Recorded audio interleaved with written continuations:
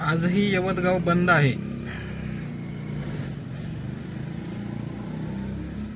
या घटनेचे इतके तीव्र पडसाद उमटले आहेत की सर्व गाव आज जवळपास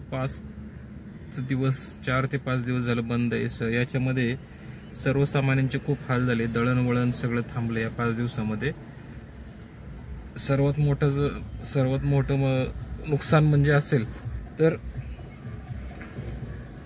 यवतगावचा आठवडे बाजार, त्याच्यामध्ये सर्वसामान्यांचे हाल।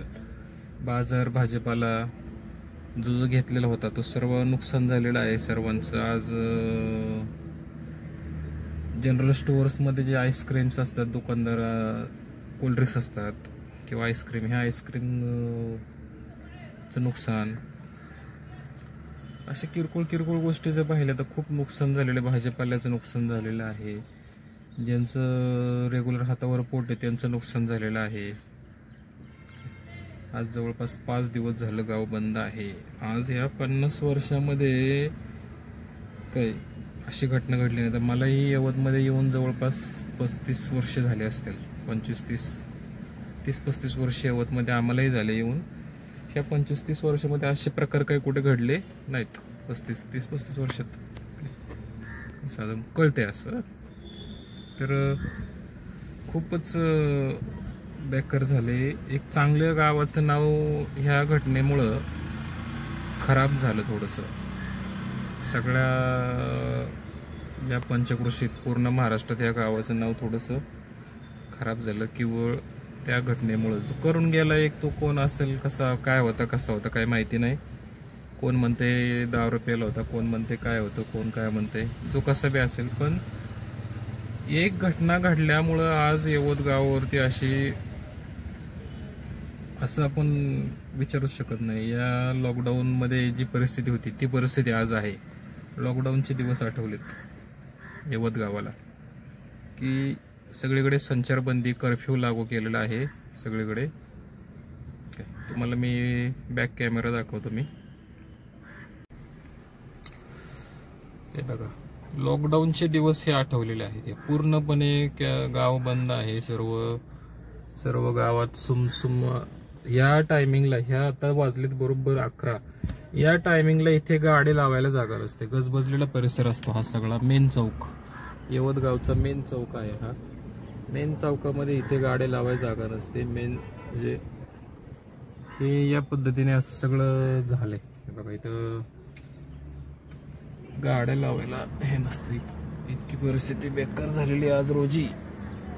ह्या चौकामध्ये काळ भैरवनाथ मंदिरापाशी इथे गाड्या लावायला जागा नसते। त्या ठिकाणी 1-2 व्यक्ती तुम्हाला दिसतात, 1-2 गाड्या दिसतात फक्त। की काय बोलायचं आता, याच्यामध्ये सर्वसामान्यांचे नुकसान खूप झालेले आहे मंडळी। सांगू शकत नाही की आज कोणत्या परिस्थितीतून हे होतंय। आणि काय बोलायचं, लॉकडाऊनचे दिवस आठवले यवतकरांना। पूर्ण तालुका बंद होता या घटनेत। बघा म्हणजे 27ला घटना घडली, घडल्यानंतर तो आरोपी फरार झाला किंवा फरार केला झाला काय असेल, कुठे लपला, कुठे त्याच्या उसामध्ये तिथं जाऊन लपला 4 दिवस, खायला प्यायला त्याला कोणी दिलं तो विषय आहेच। कुठे काय झालं काय माहिती नाही, कसं झालं। पण त्यानंतर 2 दिवसांनी सभा वगैरे घेण्यात आल्या, गाव बंद ठेवण्यात आलं, जन आक्रोश मोर्चे बिरचे झाले, बरंच काय होऊन गेलं। दोन आमदारांच्या सभा पण झाल्या, चांगले सभाही झाल्या। सभेमध्ये काही कुठं आक्षेपार्ह कुठं काही कोणी विधान केलेलं नव्हतं, कारण बरेच जण म्हणतात की त्या सभेमुळे याचे तीव्र पडसाद उमटले, पण असं काही नाहीये। सभेमध्ये शेवटी हेच आहे शेवटी। आणि त्यामध्ये दोन्ही गटाचं याच्यामध्ये हे होतं, सपोर्ट होता। सगळ्यांनी समर्थन केलं त्या गोष्टीचं, म्हणजे दोन्ही गटांनी। असं काही नाही की आता आपण मीडियावर बघतो की दोन गटांमध्ये वाद झाला किंवा काय, असं काही नाहीये। दोन्ही गटांनी एकत्रित हे केलं होतं। महाराजांची मूर्तीची जी विटंबना झाली ह्याला दोन्ही गटांनी त्या आरोपीवरती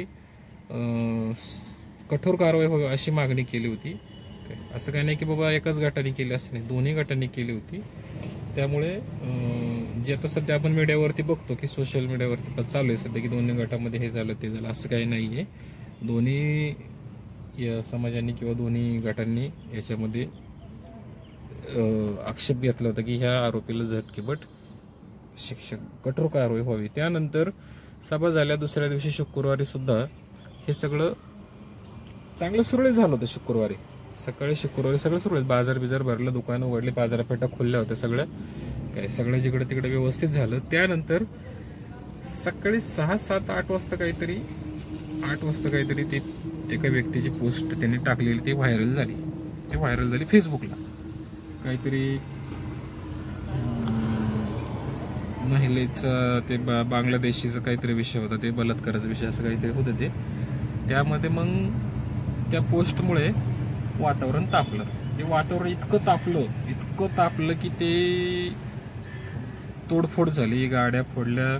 त्या लोकांनी कुठले बाहेरची लोक होते, ते स्थानिक लोकांचा काही संबंध नव्हता याच्यामध्ये. स्थानिक लोक शांत होते सगळे, फक्त ते बाहेरचे कोण आले, कसे गेले, कुठून गेले, जवळपास 5 ते 10 हजार लोकांचा ते काय म्हणतात त्याला, घोळका होता तो. त्या घोळक्याने कुठं तोडफोड झाली, कुठं दगडे फेकल्या, कुठं गाड्या फोडल्या, कुठंचे ऑफिस फोडले, असं सगळं झालंय बरंचसं. त्या जे काही ते पण जे काही घडले ते चुकीचं झाले. असे सार्वजनिक मालमत्तेचं किंवा सरकारी मालमत्तेचं नुकसान करणं हे चुकीचं आहे, हिंसाचार म्हणतात त्याला. तर बऱ्याचशा लोकांना तर पण त्यांनी अटकही केलेली आहे. असो, जे काय असेल ते, काय कायदेशीर कारवाई असेल की ते पडताळणी होईल, कोण होतं घटनेला, कोण नव्हतं त्यावेळेला, ते होईल सगळं, ठीक आहे. पण हे असं नव्हतं व्हायला पाहिजे. जे काही झालं ते अत्यंत चुकीचं घडलंय यवत गावामध्ये. किरकोळ या गोष्टीसाठी गावाचं नाव खराब होतंय या गोष्टी ह्याच्यामध्ये, आणि सर्वांनी काळजी घ्यावी. इथून पुढे अशा घटना घडू नये. जे घडली ती खूप वाईट घडली, अत्यंत चुकीच्या घटना घडल्या होत्या ह्या सगळ्या. त्यामुळे इथून पुढे कुठल्याही गोष्टी असं घडू नये ही विनंती आहे सर्वांना. कुणीही कुठल्याही समाजाच्या व्यक्तीने कुठलेही आक्षेपार्ह विधान किंवा पोस्ट बिस्ट असे टाकू नये, कुठं व्हायरल करू नये, ही विनंती आहे सर्वांना आपली. याची काळजी घ्यावी तुम्ही सर्वांनी, ठीक आहे. चला, फक्त आज मला वाटतं आता कर्फ्यू लागलाय. कर्फ्यू आज 48 तासाचा असतो तो. आज मला वाटतं संध्याकाळपर्यंत संपेल. उद्या कदाचित गाव ओपन होईल, सर्व गाव सकाळी उद्याच्याला ओपन सगळं होईल आणि सगळं सुरळीत होईल अशी अपेक्षा आपण करूया. हरकत नाही, ठीक आहे. असो, काही चुकलं असेल माझ्याकडून तर मलाही माफी करावी, कारण एखादा शब्द खटकला असेल त्याबद्दल माझी माफी मागतो हात जोडून, ठीक आहे. चला.